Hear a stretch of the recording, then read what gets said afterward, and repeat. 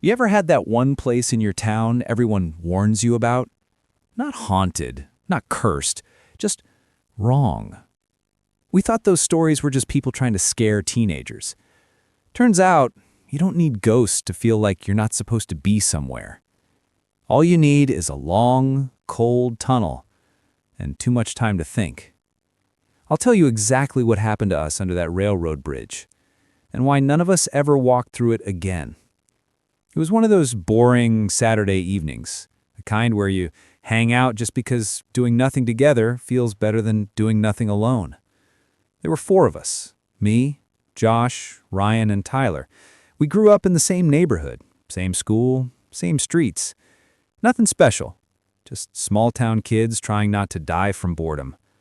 We were heading toward the river that night. Nothing fancy, just wanted to sit on the old pier, play music, and maybe talk about life like we always joked we would, but never actually did. Usually we took the long road with street lights and houses, but that night Ryan said he thought he knew a shortcut. And yeah, I know how that sounds already. The shortcut was the old railroad underpass on the far side of town. Everyone knew about it. Long concrete tunnel, ugly graffiti, water dripping even on dry days. People said it messed with your head, like you could hear footsteps that weren't yours. Time felt weird inside, stuff like that. But it was the usual teenage myth crap, right? Just stories older kids told to scare freshmen. I was the kind of guy who laughed at that stuff. Ghosts? Nah. Cursed tunnels? Come on. Real life isn't a horror movie. Or at least that's what I believed before we walked inside. We stood at the entrance around 8 p.m. It wasn't late, but the sun was already behind the trees, and the tunnel looked darker than it should have, like staring into a mouth that didn't want you back. The air felt colder near it. Not windy, just colder, like stepping inside a basement. I told myself it was nothing, just temperature difference, concrete, moisture, normal physics. Still, I felt something roll down my spine. A tiny, stupid thought. Maybe this is a bad idea. But I didn't say it out loud. Nobody wants to be that guy. So we stepped closer. Our footsteps echoed loud. Louder than normal. Every sound bounced around like it was trying to catch up with us. On the wall near the entrance, someone had written in big black marker, "Come back tomorrow." At first, I didn't even notice it. I was more focused on the smell inside. Wet concrete, rust, and something like old, moldy newspapers. Tyler pointed at the writing and laughed, trying to sound braver than he looked. Probably kids messing around, I thought. Still, I pulled out my phone and checked the date, just joking to myself. Funny thing is, the date was tomorrow's date. The weird part is, once you walk far enough that you can't see the entrance behind you anymore, the tunnel starts feeling like a whole different place. Not dangerous, just wrong. Our footsteps sounded heavier, like the concrete was swallowing the sound instead of bouncing it back. The air kept getting colder the deeper we went. Not windy cold, but refrigerator cold. Unnatural for a summer night. We weren't speaking, not because we agreed to be quiet, just because no one wanted to be the first to admit this was creeping us out more than it should. I kept thinking, it's just a tunnel, a graffiti-filled underpass. Chill out. But fear doesn't care about logic. It lives in the body, not the brain. I kept glancing at the walls to distract myself. Half-faded signatures, drawings, spray paint trails dripping like old blood.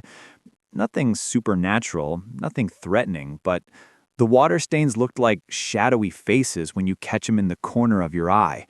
You look straight, gone. Peripheral tricks. Josh walked ahead with his phone raised.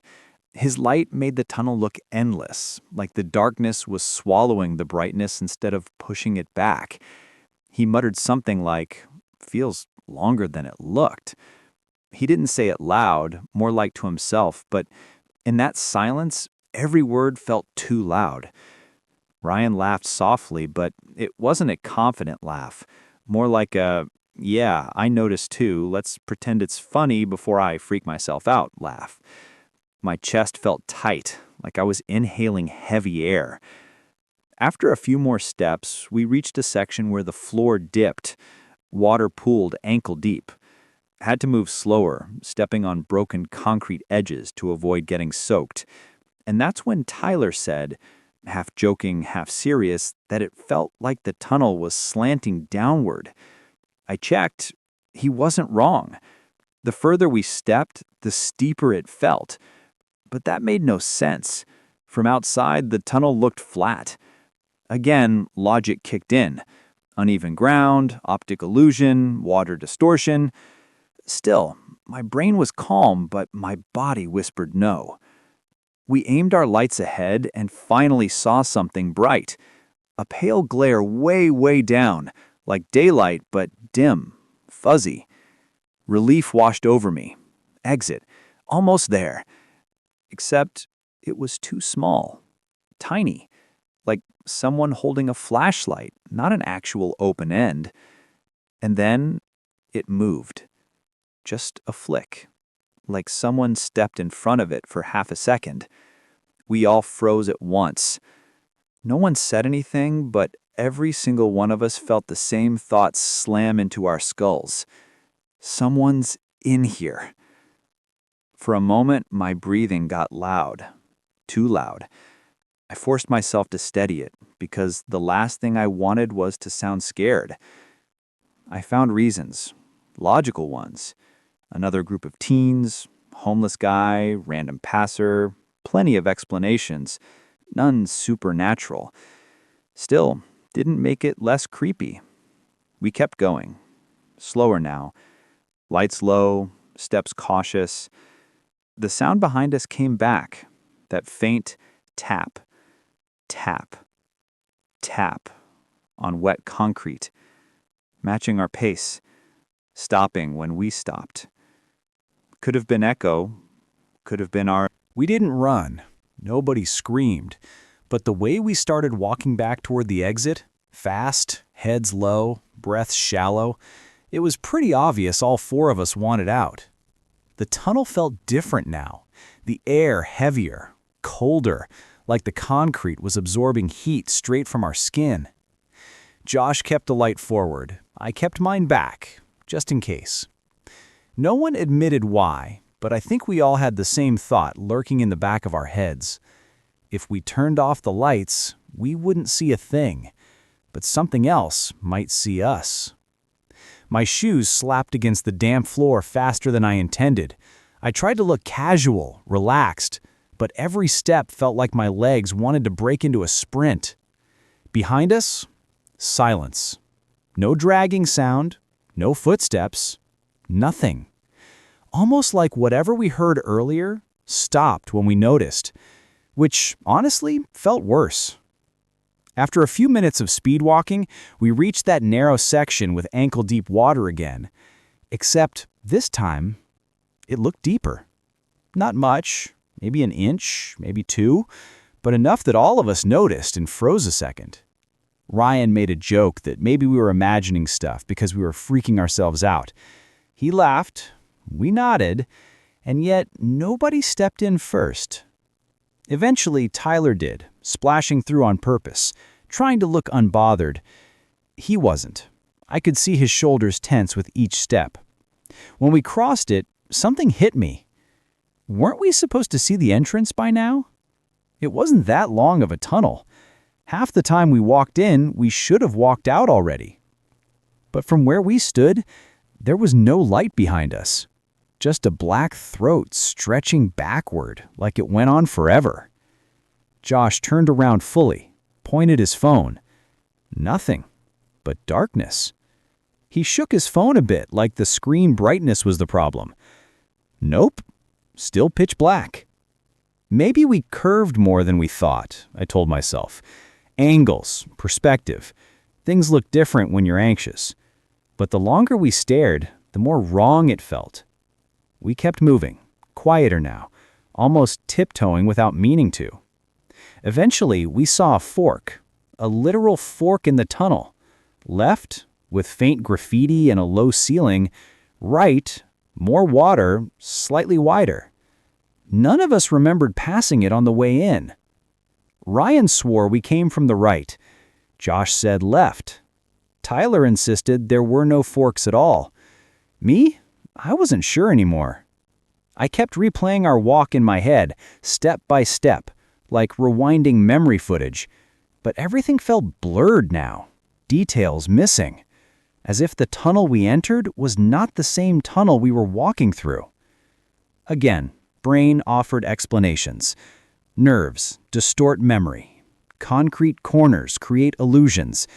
Maybe we did pass this earlier and just didn't pay attention. But my gut felt like someone swapped the layout when we weren't looking. We hesitated too long. Silence started pressing on my ears like pressure underwater. Finally, Josh just picked a direction, right, and kept walking. We followed because splitting was obviously the worst idea possible, even if none of us said it out loud. The right path felt wrong immediately, the ceiling lower, walls closer, like the tunnel wanted us smaller, quieter. My phone flashlight caught something on the wall. New graffiti. Not scary, not bloody, just one black sentence. I wasn't planning to return to that cemetery. None of us were. We agreed the next morning, over cold gas station coffee and barely functioning brain cells, that last night felt weird, uncomfortable, but explainable. We tried to brush it off like normal people do when something creeps under their skin. But here's the thing. Some places don't let you walk away so easily. A couple days passed, life went on, work, scrolling TikTok half asleep, group chat memes about that squirrel that almost attacked Daniel. It really seemed like everything settled. I almost convinced myself that the man we heard in the woods was just some homeless guy or a hunter pissed that we were trespassing. But then the messages started. Not from a random number, not from anyone, just notifications. Blank ones. No text, no sender name. At first it was one ping at 3:14 a.m. I saw the notification light blink, half awake, checked my phone, and the lock screen was empty. No message inside. Just the alert that something came. The next night, 2 notifications. Same time, same nothing inside. By night 3, I was wide awake waiting for them, staring at the phone like it might tell me something if I stared long enough. 3:14 a.m. 3 notifications. Something about the number increase made my stomach sink, like a countdown or a warning. I told myself it's just a glitch. Phone to glitch, apps act weird, maybe something is syncing in the background, whatever. Logical explanations exist, right? I almost convinced myself again until the morning I found muddy footprints in the hallway of my house. Not full footprints, just shapes, smudges, like someone walked in damp socks from the door to my room. My shoes were clean.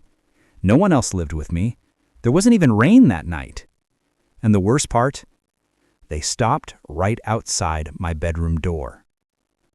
I checked the whole house. Closet, attic, under the bed like a paranoid kid. Nothing.